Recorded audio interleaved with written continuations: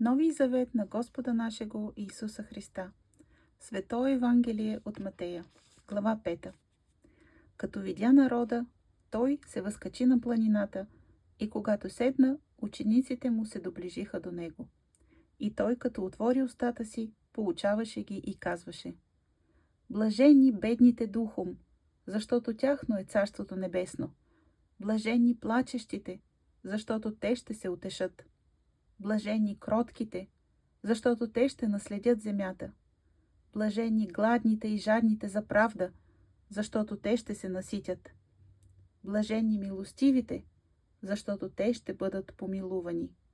Блажени чистите по сърце, защото те ще видят Бога.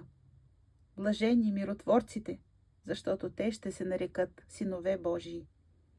Блажени изгонените заради правда, защото тяхно е Царството небесно. Блажени сте вие, когато ви похулят и изгонят и кажат против вас лъжовно каквато и да е лоша дума заради мене. Радвайте се и се веселете, защото голяма е наградата ви на небесата. Тъй бяха гонени и пророците, които бяха преди вас. Вие сте солта на земята, но ако солта изгуби сила, с какво ще се направи солена?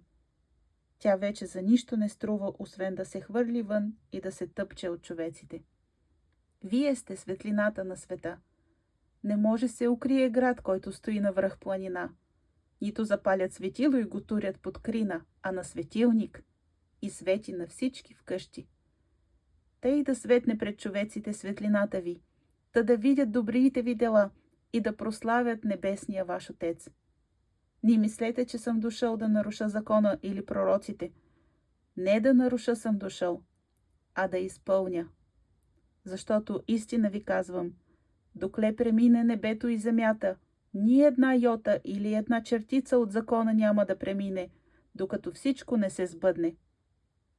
И тъй, който наруши една от най-малките тия заповеди и тъй поучи човеците, той най-малък ще се нарече в Царството небесно.